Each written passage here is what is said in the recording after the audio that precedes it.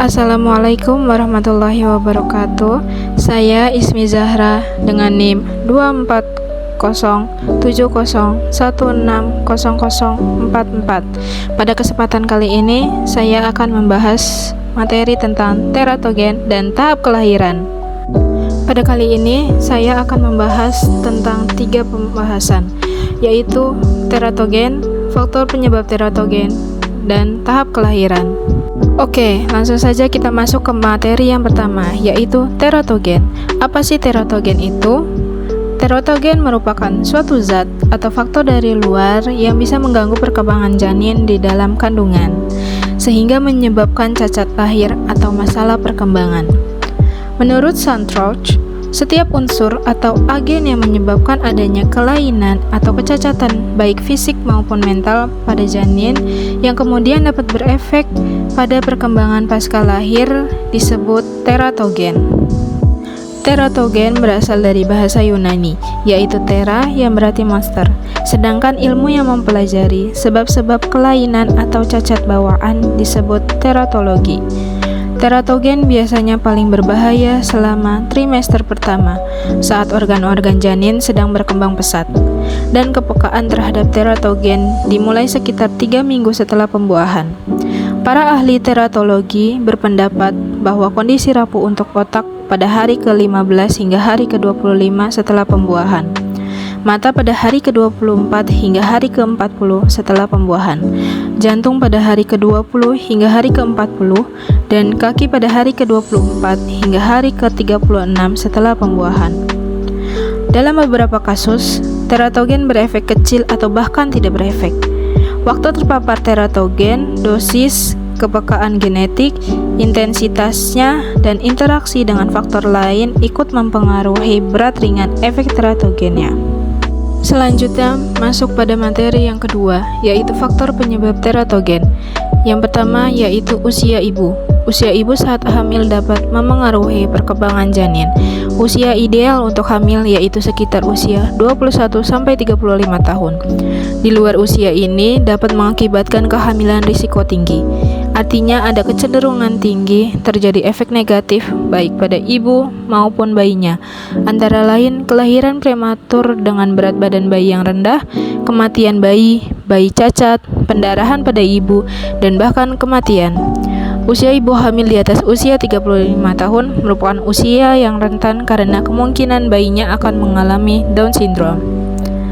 Faktor usia ibu juga dapat memengaruhi berat lahir bayi. Hasil penelitian menunjukkan bahwa kelahiran bayi dengan berat lahir rendah meningkat 11% dan kelahiran sebelum waktunya meningkat 14% pada wanita hamil usia 35 tahun atau lebih. Demikian pula kematian janin lebih sering terjadi bila usia ibu hamil 35 tahun ke atas. Faktor yang kedua yaitu gizi pada ibu hamil. Janin yang sedang berkembang sangat memerlukan gizi yang berasal dari darah ibunya, sehingga bila ibu hamil mendapatkan gizi yang terpenuhi, maka kemungkinan bayi yang dilahirkan akan sehat. Dan begitu pula sebaliknya, jika ibu hamil kekurangan gizi, maka anak yang dilahirkan cenderung akan cacat. Gizi ibu yang buruk selain berpengaruh negatif pada janin, juga berpengaruh pada daya tahan tubuh ibu hamil itu sendiri, yang dapat mengakibatkan tubuh ibu menjadi lemah dan mudah terkena penyakit, yang pada akhirnya dapat mempengaruhi janinnya. Dari berbagai penelitian, terbukti bahwa kekurangan gizi pada ibu hamil berhubungan erat dengan berat bayi yang rendah, bayi lahir dalam keadaan meninggal, bayi lahir prematur, gangguan pertumbuhan otak, kematian janin, kesulitan belajar di sekolah terutama ketidakmampuan membaca, dan beberapa gangguan perilaku pralahir. Faktor yang ketiga yaitu keadaan dan ketegangan emosional ibu. Beberapa peneliti mengemukakan bahwa stres atau ketegangan emosional pada wanita hamil dapat mempengaruhi pertumbuhan janin.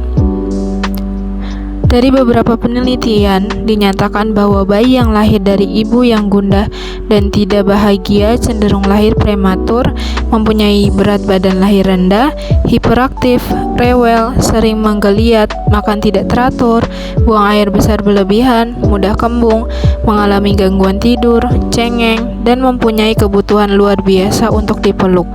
Selain itu, ibu hamil yang mengalami stres juga dapat mengalami kontraksi yang tidak teratur dan proses melahirkan yang sulit.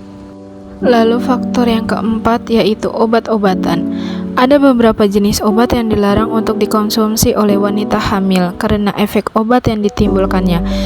Jenis zat atau obat-obatan yang dilarang diantaranya yaitu obat penenang, alkohol, nikotin, kokain, kafein, dan juga marijuana atau ganja.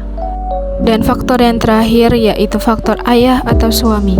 Beberapa penelitian yang telah dilakukan menunjukkan bahwa abnormalitas dalam sperma dapat diakibatkan oleh penggunaan marijuana atau ganja, rokok, alkohol, radiasi, dan tercemar pestisida. Efek pada bayi antara lain berat badan yang rendah, pertumbuhan fetus yang lambat, bayi lahir cacat, kanker, infeksi pernapasan pada bayi, dan lain-lain. Jika ayah memiliki pola diet yang rendah dalam vitamin C, maka keturunannya cenderung memiliki resiko mengalami cacat lahir yang lebih tinggi dan juga kanker. Perilaku merokok ayah selama ibu hamil dapat menyebabkan bayi memiliki berat badan 4 ons lebih ringan daripada bayi yang ayahnya tidak merokok. Selain usia ibu, usia ayah juga secara tidak langsung bisa mempengaruhi bayi, yaitu bayi cenderung cacat lahir, termasuk kekerdilan dan sindrom Marfan yang mencakup ketidaksempurnaan tangan dan kaki. Dan juga sekitar 5% bayi dengan Down syndrome mempunyai ayah yang usianya lebih tua. Materi selanjutnya yaitu tahap kelahiran. Tahap kelahiran pada ibu hamil dapat dibagi menjadi 4 tahapan. Tahap pertama dari kelahiran normal adalah adanya kontraksi otot pada perut, dan kontraksi ini rasanya sangat sakit. Hal ini juga menyebabkan proses pembukaan pada vagina sebagai jalan keluarnya bayi.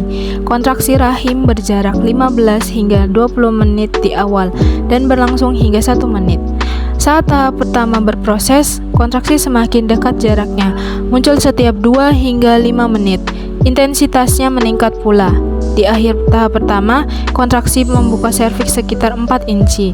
Bagi wanita yang mengandung anak pertamanya, tahap pertama berlangsung rata-rata 12 hingga 24 jam. Tahap ini merupakan tahap yang paling panjang pada proses melahirkannya ibu hamil. Selanjutnya adalah tahap kedua. Tahap ini diawali dengan kontraksi otot yang diikuti dengan gerakan kepala bayi menuju saluran vagina dan berakhir ketika seluruh badan bayi keluar. Dokter atau bidan yang menangani proses persalinan akan memeriksa dan menyatakan adanya proses pembukaan pada vagina. Ini adalah sebagai tanda bahwa proses kelahiran semakin dekat. Lalu tahap yang selanjutnya yaitu tahap ketiga.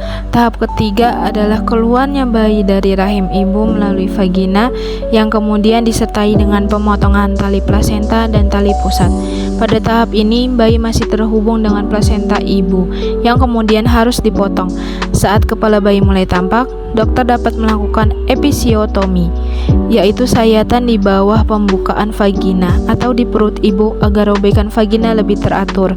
Dan setelah proses melahirkan selesai, kemudian sayatan tadi dilem atau dijahit kembali. Keluarnya janin dari rahim biasanya disertai dengan tangisan bayi. Tangisan bayi ini menandakan bahwa bayi mengalami syok, terkejut, dan sebagai penyesuaian pertama bayi ketika berada di luar rahim ibunya. Tahap yang terakhir yaitu tahap keempat. Pada tahap ini, tali pusat sudah dipotong oleh bidan atau dokter. Setelah itu, bidan atau dokter akan berusaha memulihkan rahim agar menjadi normal kembali. Apabila ibu hamil mendapat dukungan dan perhatian dari keluarganya, maka proses pemulihan ini akan berjalan semakin cepat. Oke, selesai sudah penjelasan saya mengenai teratogen dan tahap kelahiran. Terima kasih bagi yang sudah mendengarkan penjelasan saya ini. Semoga apa yang saya sampaikan dapat bermanfaat bagi kita semua.